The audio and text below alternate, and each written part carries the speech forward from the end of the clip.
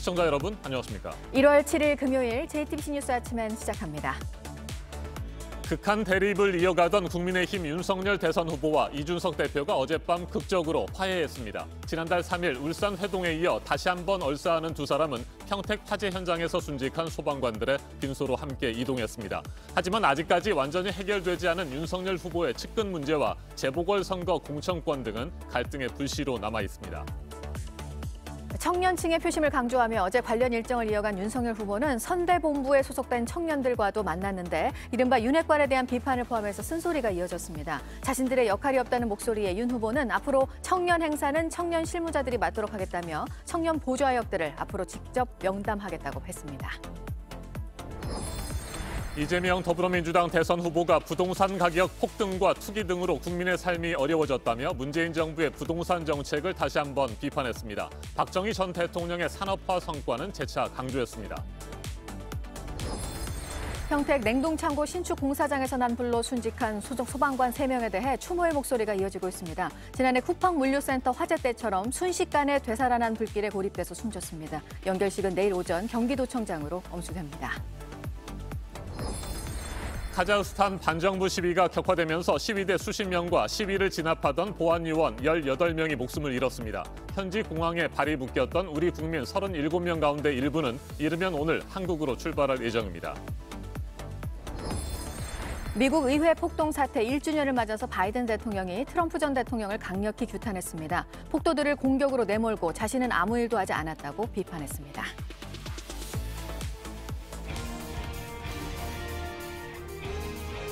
세 번째 도망가면 당대표직을 사퇴하겠다. 국민의힘 의원들의 거센 사퇴 압박을 받았던 이준석 대표가 어젯밤 이같이 말하면서 벼랑 끝 탈출을 시도했습니다. 그리고 윤석열 대선 후보는 모든 것이 후보인 자신의 탓이라며 힘을 합쳐 3월 대선을 승리로 이끌자고 화답했습니다. 극한 대립으로 치닫던 두 사람의 갈등이 다시 한번 가까스로 봉합됐습니다. 하지만 아직까지 완전히 해결되지 않은 윤석열 후보의 측근 문제와 국회의원 재보궐선거 공천권 등은 언제든 또다시 터질 수 있는 뇌관이라는 분석도 나옵니다. 네, 대선을 2달여 남기고 상대 후보보다 당 내부 갈등과 더 싸워야 했던 상황은 이제 어쨌든 마무리가 됐는데 내용 없이 남은 기간 함께 끝까지 뛰게 될지 아니면 불안한 동행이 이어지게 될지 유미애 기자가 첫 소식으로 전해드리겠습니다.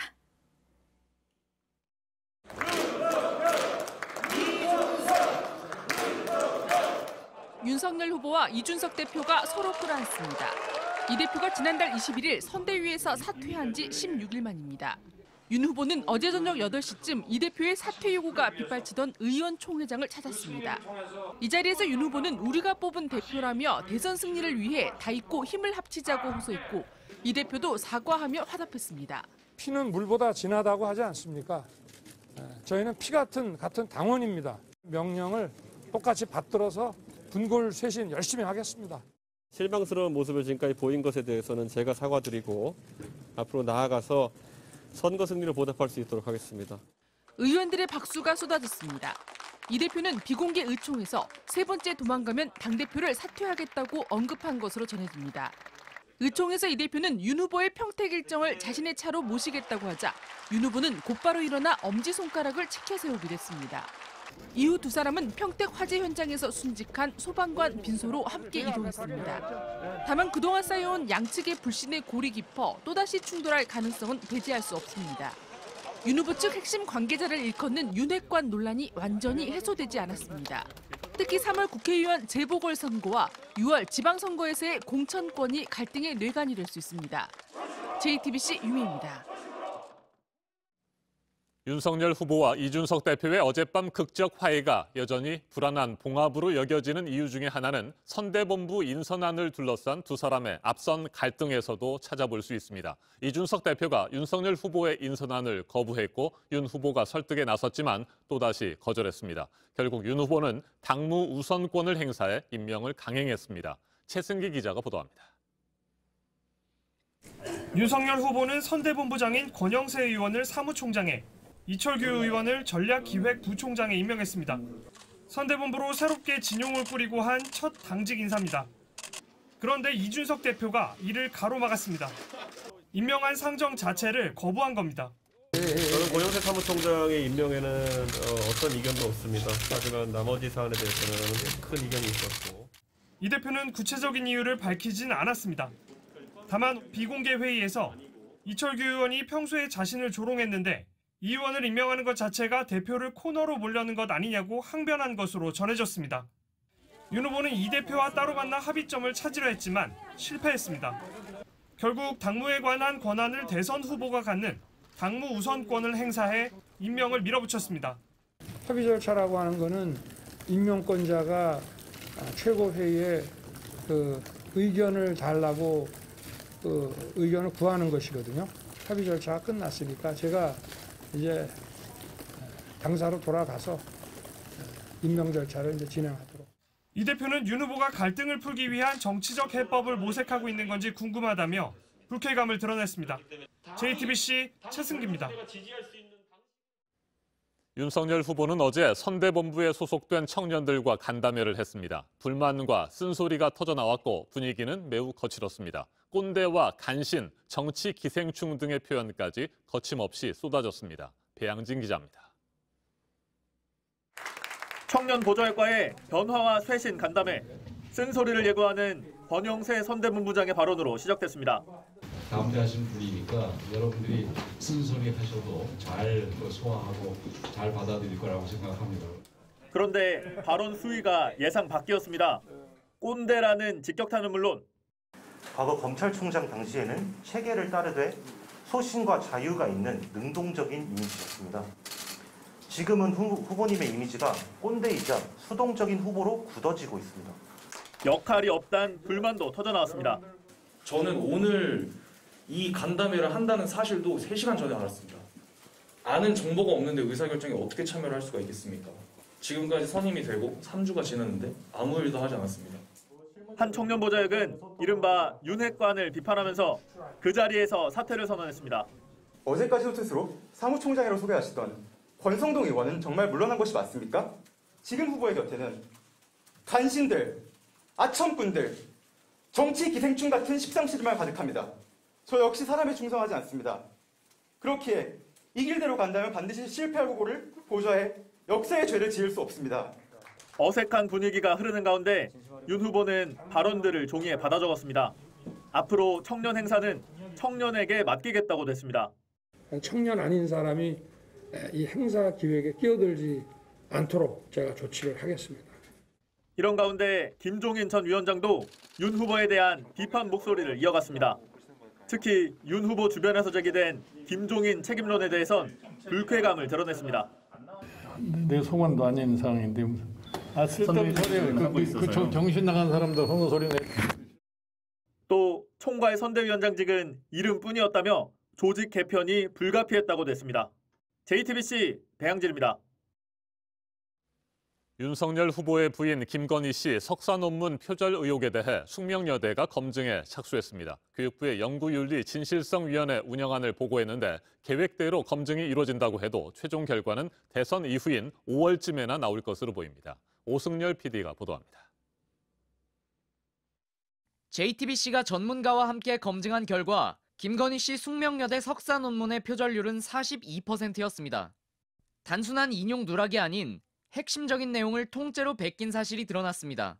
사실은 본인의 독특한 분석 툴이 없고 이제 전체를 모아놓은 것처럼 보여요. 홍익대학교 논문을 기반으로 해서 거기다가 이제 이리저리 껴 맞춘 것 같은데.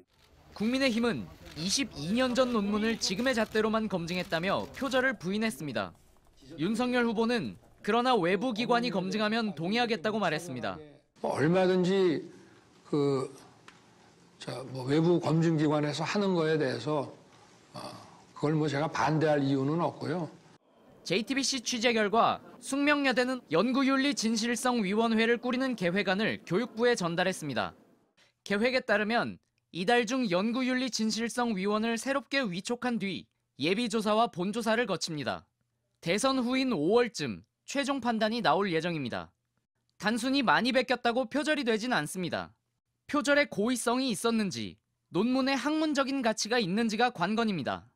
많은 자료들을 찾기가 좀 힘든 상황이었다는 것도 이해를 하더라도 중요한 거는 이제 결론인데요. 이 부분이 독창적으로 얘기하고 있는 바가 뚜렷하게 보이지는 않습니다. 이재명 후보의 석사 논문도 본론은 물론 핵심 주제가 담긴 결론까지 베꼈다는 의혹이 제기된 상태입니다. 가천대는 대선 이후인 4월 중 표절 여부를 가리겠다는 입장입니다. JTBC 오승열입니다. 이재명 더불어민주당 대선 후보는 문재인 정부와의 거리 두기를 한층 더 가속화하고 있습니다. 어제도 정부 정책과 민주당을 여러 차례 비판했고 집권 여당 후보로서 죄송하다는 말도 했습니다. 박정희 전 대통령의 산업화 성과는 다시 강조했습니다. 하예빈 기자입니다. 차기 정부 역할을 논의하는 토론회에 참석한 이재명 후보. 문재인 정부의 부동산 정책은 아쉬움이 크다고 비판했습니다. 부동산 가격 폭등과 투기 등으로 국민의 삶이 어려워졌다면서 고개를 숙였습니다. 고위 공직자들의 일탈 행위가 스스로 정책 신뢰를 훼손시켰습니다. 대통령 후보로서 책임을 통감합니다. 다시 한번 죄송하다는 말씀을 드립니다. 민주당에 대해서도 비판적인 취지로 발언을 이어갔습니다. 민주당에 이렇게 왜 미움을 받을까? 일부 왜 그럴까 생각해 봤는데 자신들의 철학과 가치를 국민들의 의사를 묵살하는 데까지 가는 것 같다는. 그러면서 박정희 전 대통령을 언급하기도 했습니다. 전환적 성장으로 경제를 우상향 성장 곡선으로 회복시켜야 합니다. 박정희 대통령은 경부 고속도로로 산업화의 기틀을 닦았습니다. 이 후보는 일정을 소화하는 내내 공정과 성장을 언급했습니다. 문재인 정부와의 대립각을 세우는 한편 경제를 살리고 공직사회의 기강을 잡겠다는 등 유능한 대통령으로서의 면모를 강조했습니다.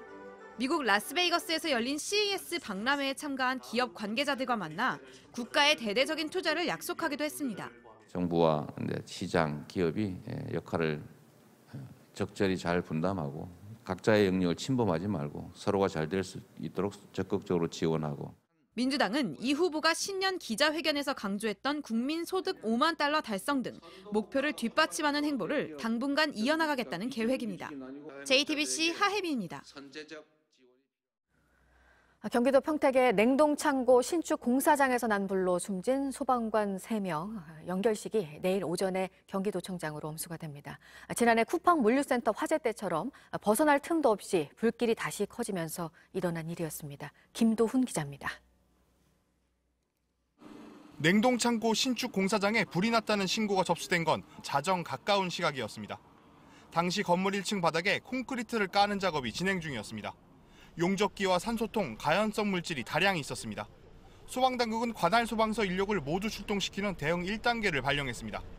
밤샘 진화 작업을 벌인 소방당국은 6시간 30분 만에 큰 불길을 잡았습니다. 인명피해는 없었고 소방당국은 대응 단계를 해제했습니다. 오전 9시쯤 건물에 남은 사람이 없는지 살피기 위해 119 구조대원 5명이 건물 2층으로 들어갔습니다. 그런데 갑자기 불길이 다시 크게 번지기 시작했습니다. 다 진압이 됐나 보다고. 그러다가 이제 배란간에 연기가 아주 엄청나게 올라가더라고. 연기와 불길은 삽시간에 1층을 가득 채우고 구조대원들이 있는 2층으로 솟구쳤습니다. 서둘러 빠져나오라는 지시가 내려갔지만 대답이 없었습니다. 연락이 끊긴 대원들을 찾기 위해 곧바로 수색팀이 투입됐습니다. 15분 만에 연락이 끊긴 구조대원 2명이 탈출했지만 다른 소방관 3명은 찾지 못했습니다. 필사적인 수색 끝에 낮 12시 40분쯤 소방관 3명을 차례로 찾았습니다. 연락이 끊긴 지 3시간 30분 만에 소방관 3명은 불이 난 건물 2층에서 의식을 잃고 쓰러진 채 발견됐습니다. 급히 병원으로 옮겼지만 3명 모두 숨졌습니다. 숨진 소방관 3명은 같은 경기 송탄소방서 119 구조대 소속입니다.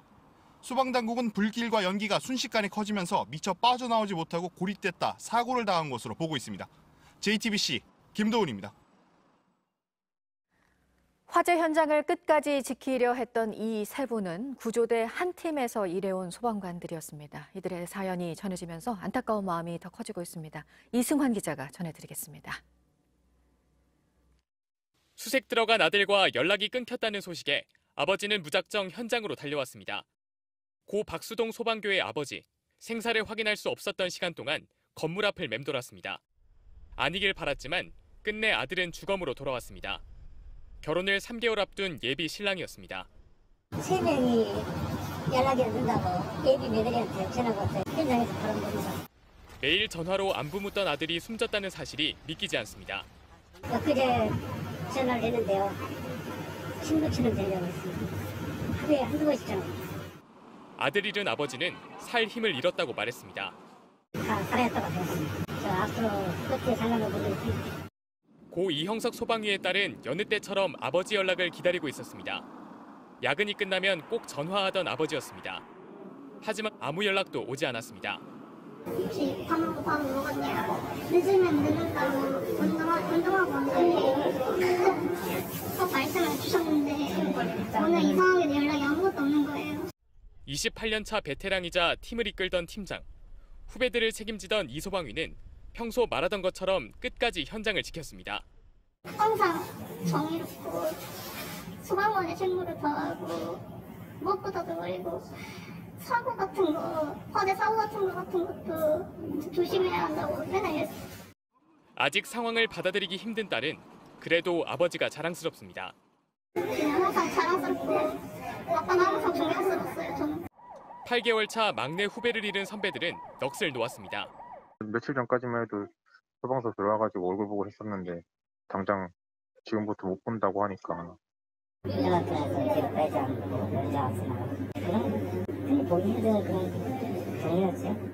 이천 물류센터에서 소방관이 숨진 지 6개월. 사고 뒤 예방대책 발표는 이어졌지만 현실은 변하지 않았습니다. JTBC 이승환입니다. 카자흐스탄에서의 반정부 시위로 사망자가 늘고 있습니다. 카자흐스탄이 세계 1위 우라늄 생산 국가라서 세계 원자재 시장도 들썩이고 있습니다. 이수진 기자입니다. 시위대가 경찰관에게 달려들고 경찰차를 불태워버립니다. 무장한 경찰은 시위대를 향해 최루탄을 던집니다. бұл жерде бейбіт шеру өтіп жатыр. 30 жыл жиналған пружина бүгін жазылды. түнде міне атылдық бәріміз де. 연료 가격 폭등에 대한 반감으로 시작된 시위는 오랜 경제난과 장기 독재에 대한 불만이 더해지며 전국적으로 확산됐습니다.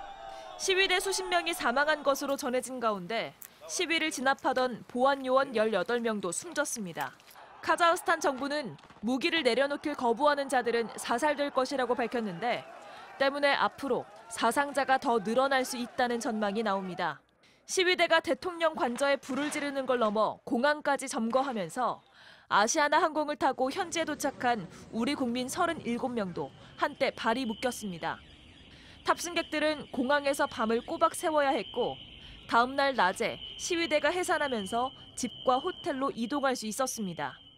귀국을 원하는 승객들은 공항이 정상화할 경우 이르면 오늘 한국으로 출발할 예정입니다. 외교부는 현재까지 우리 국민의 피해가 접수된 건 없는 걸로 파악하고 있습니다. 연료 가격 인상에 반대하는 반정부 시위가 오히려 우라늄 가격 상승을 부추기면서 세계 원자재 시장도 출렁이고 있습니다. 세계 1위 생산국인 카자흐스탄의 불확실성이 높아지면서 우라늄 가격은 8% 급등했습니다. JTBC 이수진입니다. 이번에는 오늘 아침 체크해봐야 할 뉴스들을 분야별로 살펴보겠습니다. 먼저 정치 분야입니다. 중국 정부가 한국에서 들어오는 입국자들에 대한 방역 기준을 강화했습니다. 최근 한국에서 중국을 찾는 사람들의 확진 사례가 늘고 있다며 여객기 탑승 전 PCR 검사 횟수를 기존 한 차례에서 2차례로 늘렸습니다. 오는 17일부터 시행합니다. 안철수 국민의당 대선 후보가 윤석열 국민의힘 대선 후보와의 단일화 가능성에 대해 정치인들끼리 만나자고 하면 만날 수는 있다고 말했습니다. 밥만 먹고 헤어질 수도 있다며 단서를 달았지만 국민 여론이 형성된다면 단일화 협상에 응할 수 있다는 여지를 남긴 것으로도 해석됩니다. 더불어민주당 혁신위원회가 같은 지역구에서 국회의원은 3번까지만 연임할 수 있도록 제한하자고 한 것에 대해 박병석 국회의장이 검토할 만하다고 밝혔습니다. 원론적으로는 합리적이지 않지만 현역 의원이 기득권으로 계속 의석을 갖는 것이 한국적인 특성이라면 고려해 볼 만하다고 말했습니다. 백신 접종 여부를 확인하는 전자출입명부 사업자용 앱이 어제 5시간 넘게 먹통이 됐고요. 일일이 접종 여부를 육안으로 확인하느라 자영업자들 또 손님들까지 큰 불편을 겪었습니다. 시스템의 잦은 오류에 불만은 더 커지고 있습니다. 삼성전자와 LG전자가 오늘 4분기 잠정 실적을 발표를 하는데요. 코로나 장기화 속에서 두 기업의 지난해 실적은 역대급이 될 거란 전망입니다. 삼성전자는 매출 75조 원대, LG전자는 20조 원대를 기록할 것으로 예상됩니다. 맥주와 막걸리도 가격이 오르게 됐는데요. 붙는 세금이 오는 4월부터 인상이 됩니다. 소비자 물가 상승률을 반영한 것으로 세금이 오르면 그 시기에 맞춰서 주류업체들이 가격을 올릴 것으로 보입니다. 계속해서 사회 분야 뉴스입니다. 국내에서 처음으로 오미크론 확진 판정을 받았던 목사의 아내가 감염병 예방법 위반 혐의로 입건됐습니다. 지난해 11월 말 남편과 함께 나이지리아에서 귀국한 뒤 지인의 차를 타고 귀가했지만 역학조사에서는 방역 택시를 이용했다고 거짓말을 해 방역 대응에 혼란을 준 혐의입니다. 서울 숭례문 인근의 주차장 옥상에서 어제 SUV 차량 한 대가 10여 미터 아래로 추락했습니다. 주행 중이던 승용차가 주차돼 있던 차량들을 들이받으면서 사고가 났는데 다른 승용차 한 대는 건물에 걸쳐지면서 추락을 피했습니다. 차량 6대가 파손됐고 운전자는 급발진을 주장하고 있습니다. 어제 오후 전북 정읍의 양계장에서는 불이 났습니다. 양계장 2동이 모두 타면서 7만여 마리의 닭이 죽었습니다. 6억 원가량의 재산 피해가 났습니다. 소방당국이 정확한 화재 원인을 조사하고 있습니다. 여순 사건을 배경으로 만든 영화 동백이 국가기록원에 영구 보존이 됩니다. 국가기록원이 역사적 사건으로 피해를 입은 민간인들에 대한 자료를 수집을 했습니다. 학술적, 공익적 목적으로 활용이 될 예정입니다. 카이스트와 한국예술종합학교가 메타버스를 기반으로 한 공연예술, 전시 분야에 대해서 공동 연구를 하기로 했습니다. 최첨단 기술을 받아들여서 공연 문화의 미래를 모색한다는 계획입니다. 미국에서 열리고 있는 전시회 CES에서 LG전자가 가수로 데뷔할 가상인간에 대해서 소개를 했는데요. 국내 엔터사와 협업을 하고 있다면서 음반 작업으로 인지도를 높이면 광고 등에서 활용할 것이라고 했습니다. 김진우 공수처장과 소속 검사들이 참여하는 공수처 회의가 오늘 있습니다. 광범위한 통신 조회를 포함해서 공수처의 수사 과정을 놓고 불거진 논란에 대해서 논의하는 자리가 될 것으로 보입니다. 오미크론 코로나 변이가 조만간 국내 우세종이 될 가능성이 커지면서 정부가 오늘 감염병 전문가들과 논의를 하는데요. 오미크론 확산에 대비한 방역 조치와 의료 대응 방향 등이 얘기가 될 예정입니다. 동성 부부라는 이유로 배우자의 건강보험 피부양자 자격을 박탈당했다며 국민건강보험공단을 상대로 제기된 행정소송 결과가 오늘 나옵니다. 현행법은 사실혼 관계인 배우자에게 수령 권리를 부여하고 있고 공단 측은 특별한 규정이 없는 한 민법상 가족 개념을 적용하는 게 원칙이라는 입장입니다. 분야별 뉴스들 체크해드렸습니다.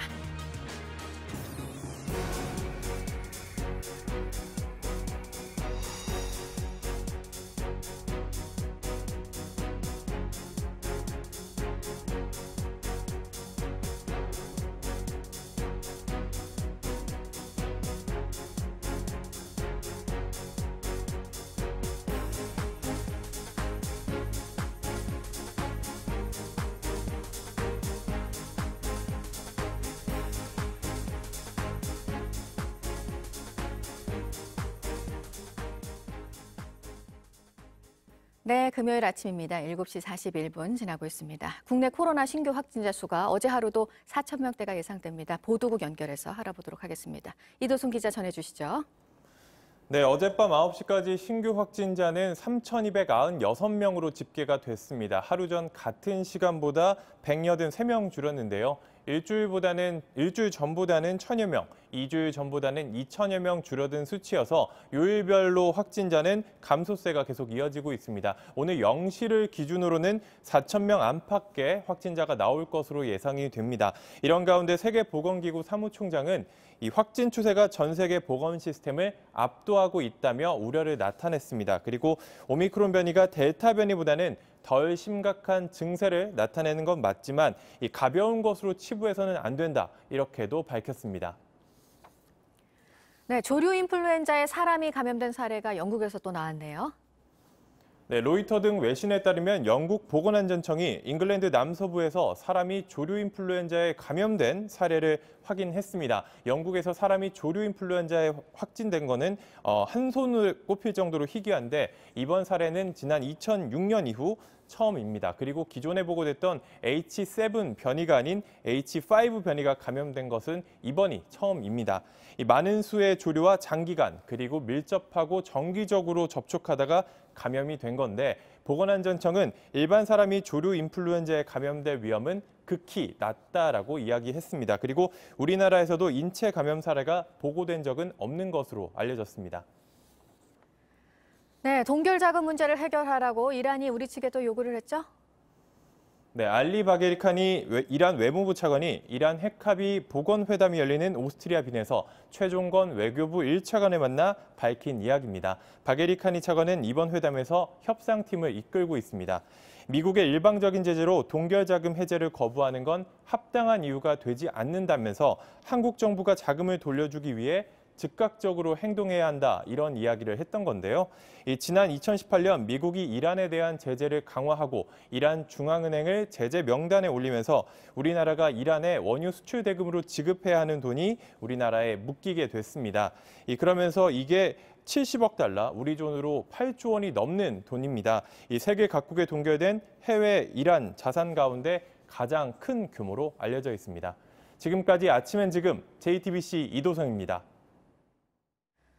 미국 의회에서 폭동 사태가 있고 1주년을 맞아서 바이든 대통령이 트럼프 전 대통령에 대해 강한 어조로 비난을 했습니다. 나라와 민주주의를 지키겠다고 했습니다. 홍희정 특파원입니다. 폭도들이 의사당 난입을 시도합니다. 경찰이 가로막아 보지만 소용없습니다. 의사당 안은 금세 아수라장이 됐습니다. 의원실 바닥에는 서류 더미와 온갖 잡동사니가 나뒹굴었고 미처 대피하지 못한 의원들은 회의장 한쪽에 몸을 숨기고 숨을 죽였습니다. 미 의회 폭동 사태 1년을 맞아 조 바이든 대통령이 의사당을 찾았습니다. I will stand in this breach. I will defend this nation. And I will allow no one to place a dagger at the throat of democracy. 트럼프란 이름 대신 전직 대통령이라는 표현을 쓰며 폭도들의 모든 상황을 그저 지켜보기만 한 그를 강력히 비판했습니다. We didn't see a former president who had just rallied the mob to attack, sitting in the private dining room off the Oval Office in the White House, watching it all on television. 버락 오바마 전 대통령도 정치 지도자들이 민주주의를 지키기 위한 국민들의 노력을 방해해선 안 된다고 지적했습니다. 트럼프 전 대통령은 성명을 내고 즉각 반박했습니다. 바이든 대통령의 의회 연설은 자신의 실책으로부터 국민들의 시선을 돌리기 위한 정치극이라고 주장했습니다.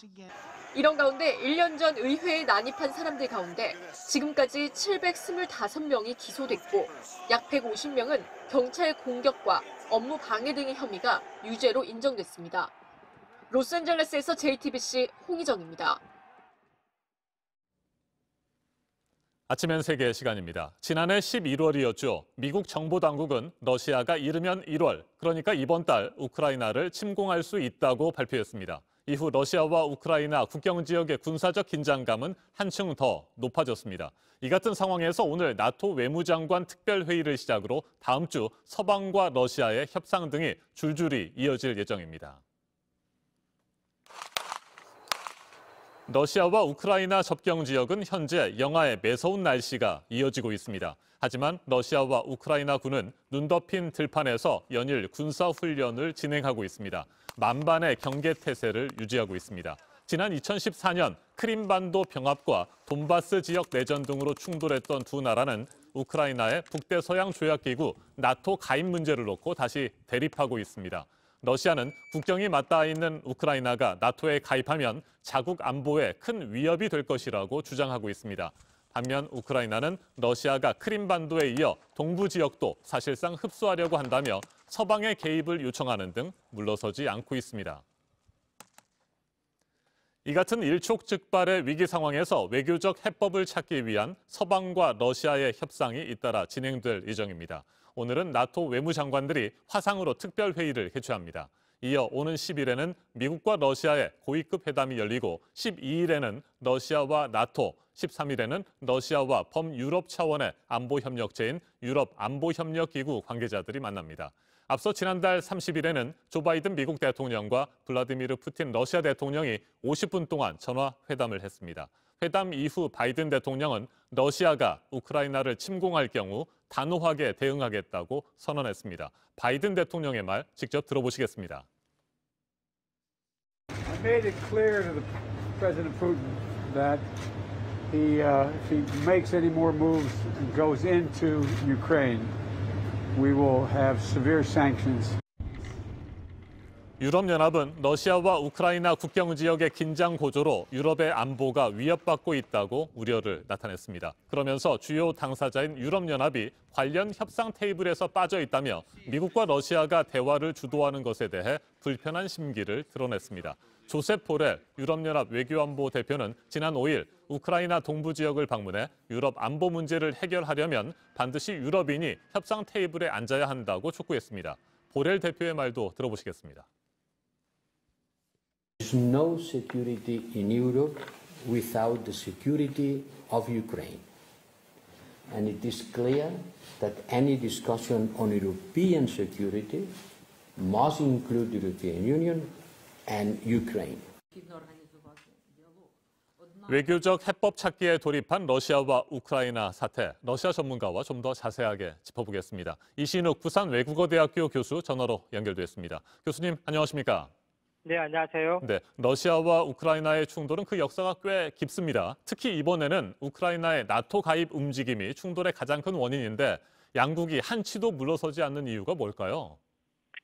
우크라이나를 사이에 두고 냉전을 방불케 하는 서방과 갈등 상황에 있는 푸틴 대통령에게는 이번 충돌은 위기이자 기회라고 생각됩니다. 우크라이나 국경지대에 대규모 병력을 직결시키고 벨라루스, 폴란드를 경계하는 야말 가스관을 15일째 잠궈 천연가스 가격을 30% 폭등시키는 등 러시아의 강점인 군사력과 에너지를 중심으로 대서방 압박을 가하고 있습니다. 이는 미국과 서방에게 우크라이나의 나토 가입이 가져올 파장을 직접적으로 제시하여 나토의 동진이 강력한 브레이크를 걸고 최소 우크라이나 동부 지역에 대한 영향력을 확보하려는 것으로 보입니다. 반면 우크라이나로서는 러시아와의 결별과 이후로 통합은 평화와 발전이라고 생각하는 것으로 보입니다. 네. 역사적으로 우크라이나는 러시아와는 안 좋은 기억들로 근현대사를 장식하고 있습니다. 대표적인 것이 1930년대 스탈린의 대숙청이었고 우크라이나의 낙후도 철저히 농업 집단화를 추진한 스탈린 때문이었습니다. 우크라이나 국민들은 나토와 EU 가입이 변경 농업국 우크라이나를 선진국으로 발전시킬 계기라고 생각하는 것으로 보입니다. 네, 미국과 유럽연합 등 서방 국가들은 러시아와 우크라이나 국경의 군사적 긴장감을 해소하기 위해서 지금 총력을 기울이고 있습니다. 이렇게 적극적으로 중재를 하려는 이유는 어떻게 분석하세요? 현재 신냉전이 시작된 시점에서 미국은 동쪽으로는 대만을 두고 중국과 대립하고 있고 서쪽으로는 우크라이나를 두고 러시아와 대립하고 있습니다. 미국 입장에서는 우크라이나에서보다 대만이 미국의 이익과 직결된다고 생각하는 것으로 보입니다. 아마도 미국은 우크라이나에서 러시아와의 직접 충돌보다는 현상 유지 정책으로 나갈 가능성이 높다고 하겠습니다. 왜냐하면 1990년대 미국의 대표 전략인 윈윈 전략으로는 대만과 우크라이나에서 중국과 러시아를 동시에 전쟁에서 이긴다는 것은 사실상 불가능하기 때문입니다. 2014년 우크라이나 사태 이후 우크라이나 내부에서는 반러 감정이 대단하여 미국으로서는 무리한 우크라이나 나토 가입보다는 현상 유지가 유리합니다. 더구나 러시아도 우크라이나를 병합하기에 치러야 할 대가가 만만치 않기 때문에 적당한 군사적 위기 고조가 러시아나 미국에게는 상호 유리하기 때문입니다. 네, 말씀하신 그와 같은 이유들 때문에 오늘 나토 외무장관 특별회의가 진행됩니다. 그리고 다음 주에는 러시아가 미국, 나토, 유럽 안보협력기구와 각각 협상을 이어가게 되는데 외교적 해법 찾을 수 있을 것으로 보십니까? 네, 그렇다고 생각됩니다. 지난 1월 3일 미, 러, 중, 명, 푸 5대 핵 보유국들이 핵전쟁 방지와 군비 경쟁 금지에 대한 성명을 발표했습니다. 우크라이나와 대만 등지에서 벌어질 미러, 미중 충돌 상황에서 핵전쟁을 배제하기 위한 선언이라고 할 수 있고 이 합의를 시작으로 미국과 서방, 중국과 러시아 간 외교적 해결책이 모색될 것으로 보입니다. 결과적으로 세 가지 러시아의 요구, 즉 우크라이나의 나토 가입이 당분간 보류되고 북유럽 국가들의 중립이 유지되고 그리고 러시아 내부 민주주의 문제 등 내전 간섭에 대한 중지 등을 미국과 서방이 들어주는 것으로 해결될 가능성이 매우 높다고 보입니다. 2014년 우크라이나 사태 이후 친서방 정권이 집권하고 있고 동부 지역은 러시아 반군이 장악하고 있는 실정이므로 군사적 모험보다는 서방과 러시아가 세력 균형을 이루는 현상 유지 정책이 미국과 러시아, 유럽 각국의 지지를 받을 것으로 예상됩니다. 알겠습니다. 말씀 잘 들었습니다. 이신욱 부산외국어대학교 교수였습니다. 러시아와 서방의 연쇄회담이 잇따라 잡혀있는 다음 주가 러시아와 우크라이나 긴장 국면의 최대 분수령이 될 것으로 보입니다. 미 정보 당국의 전망대로 이번 달 러시아가 우크라이나를 실제로 침공할지 아니면 극적으로 외교적 해법을 찾을 수 있을지 전 세계의 이목이 집중되고 있습니다. 지금까지 아침 현세계였습니다.